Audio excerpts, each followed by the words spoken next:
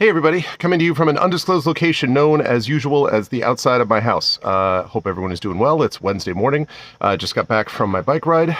And today I'm not talking to you about anything specific to my bike ride, but I did want to talk to you about something I was thinking about on my bike ride, which is something that's come to me over the last couple of days.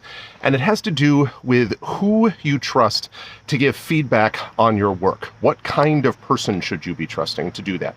Because obviously everyone will tell you that because writing is a solitary activity, a lot of us want to have some companionship sometimes in the process of that writing.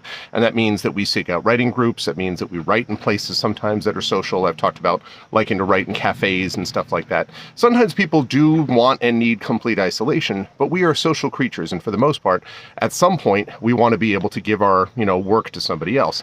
And obviously the point, if we're going to get our work published, is to have other people, other human beings reading and reacting to our work.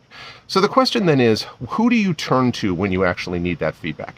Most writers will have some one or two or three at least beta readers, people that they trust, that they really look to and say, this is the person who can critique my writing really well.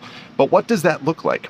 Well, in my case, the main beta readers that I've had are a combination of several writing friends of mine, and in this case, my wife, and sometimes even my kids, and I'll tell you why. My son and daughter, my son is 9 years old, my daughter is 17, have at various times in my writing career provided a certain kind of feedback depending on the book that I was writing. So for example, I have a middle grade novel that I'm shopping right now, and one of the people that I had in mind, the two people I had in mind when I was writing it, were my daughter and son. My daughter, who's the age of 17, can talk quite a little bit about bridging the gap between being a young person, growing older, and then learning what it means to be heading towards the adult world. And from her point of view, therefore, the book has certain things that it's got to accomplish to speak to the younger people and also address the adults that are presumably going to be buying these books for them. So that's a very good perspective to have. My son, on the other hand, is still right in the middle of that group that I'm actually targeting. And so when he gives me feedback like, I didn't understand that, Dad, what did you mean? Or that's really awesome, can I get more of that? Or even better, that character doesn't sound like somebody that I know.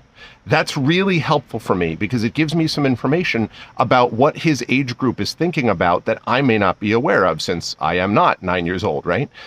Having a beta reader like him allows me to see different aspects of the book than I would have otherwise.